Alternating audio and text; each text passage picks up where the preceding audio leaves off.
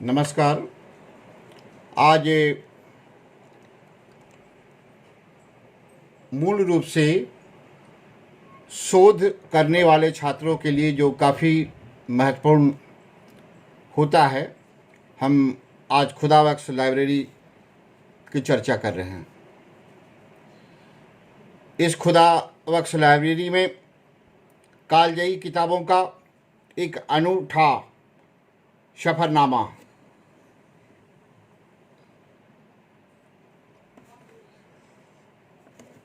पटना की अशोक राजपथ पर स्थित खुदाबख्श ओरिएंटल पब्लिक लाइब्रेरी मौलवी मोहम्मद बख्श की किताबों के निजी संग्रह की मजबूत बुनियाद के बूते आज इस वजूद में है। कानूनविद बख्श साहब के ख्याति नाम पुत्र खान बहादुर खुदा बख्श ने अपने पिता से विरासत में मिली 1400 पांडुलिपियां समेत कुल 4000 पुस्तकों को मिलाकर सन 1880 में इस पुस्तकालय की स्थापना की थी। उनका जन्म 2 अगस्त 1842 को उत्तरी बिहार के छपरा जिले के ओखी गांव में हुआ था। 14 जनवरी 1891 को खुदाबख्श ने अपने इसके संचालन के लिए एक औपचारिक ट्रस्ट की स्थापना की। औपचारिक उद्घाटन 5 अक्टूबर 1891 को बंगाल की तत्कालीन गवर्नर चार्ल्स ईटिएट ने किया था। खुदाबख्श साहब का निधन 3 अगस्त 1908 में हुआ। 19वीं शताब्दी और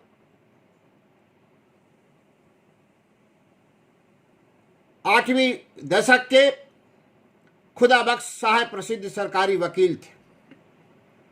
वे हैदराबाद की निजाम के न्यायालय के मुख्य न्यायाधीश भी रहे। उनकी तथा उनके बेटे शहाबुद्दीन की कब्रें लाइब्रेरी परिसर में एक और स्थित है। उन्होंने अपने जीवन काल में यह सख्त नियम बनाया था कि पांडुलिपियां कभी भी लाइब्रेरी से बाहर नहीं जाएगी। यह नियम आज तक लागू है। इसमें केवल एक अपवाद रहा, जब किंग चार्ल्स पंचम और क्वीन मेरी ने दिल्ली आगमन पर 2 विख्यात पांडुलिपियां शाहनामा और जहांगीरनामा देखने की इच्छा प्रकट की थी। इसमें केवल एक अपवाद रहा, लेकिन आज तक पुनः बाहर ले जाने की इजाज़त जो दुर्लभ पुस्तकें हैं उसकी नहीं है।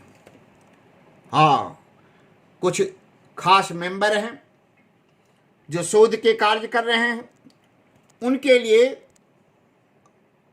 कुछ महत्वपूर्ण किताबें 1-2 दिनों के लिए दी जाती है। पांडुलिपियां दिल्ली से लाई गई और उन्हें ठीक समय पर राजा रानी के हस्ताक्षर के साथ ही खुदाबख्श लाइब्रेरी को वापस लौटा दिया गया। लाइब्रेरी दुनिया भर के विद्वानों को यहाँ आने के लिए आकर्षित करती है। यहाँ इस्लामी साहित्य का विपुल भंडार है। आप जहांगीरनामा हो, शाहजहांनामा हो, बाबरनामा हो, उसके बाद में बेनी प्रसाद की लिखी हुई जहांगीरनामा अपने आप में अनूठा है। मैं उसका अध्ययन किया हूँ और उसमें इत्माउद्दौला और नूरजहां का बड़ा विस्तृत वर्णन है। इतना ही नहीं, बल्कि यहाँ इस्लामी साहित्य के साथ साथ कई मशहूर किताबों की पांडुलिपियाँ हैं। कई किताबों पर कई विद्वानों और राजाओं की सम्मतियाँ और हस्ताक्षर भी हैं। हिंदी, उर्दू, अंग्रेजी, अरबी, फारसी, फ्रेंच, जर्मन, पंजाबी, रशियन और पंजाबी, संस्कृत और तुर्की भाषा की पांडुलिपियाँ और पुस्तकें यहाँ समृद्ध रूप में इस लाइब्रेरी में आज भी है। जो इसके अभिरुचि रखने वाले जो लोग हैं वे अपनी रुचि के अनुसार रीडिंग जो कक्ष है उसमें बैठकर पढ़ते हैं। विशेष रूप से जो शोधकर्ता हैं, जो बड़े बड़े विद्वान हैं, जो नई नई पुस्तकों को उसके माध्यम से लिखना चाहते हैं, वे रीडर्स रूम में बैठकर इसका इस्तेमाल करते हैं। यहाँ करीब 4000 पाठक सदस्य हैं। दिसंबर 1969 में संसद द्वारा पारित Khudabakhsh oriental public library act के तहत इस संस्थान का प्रबंधन और संचालन पूर्ण रूपेण भारत सरकार की संस्कृति मंत्रालय के अधीन है।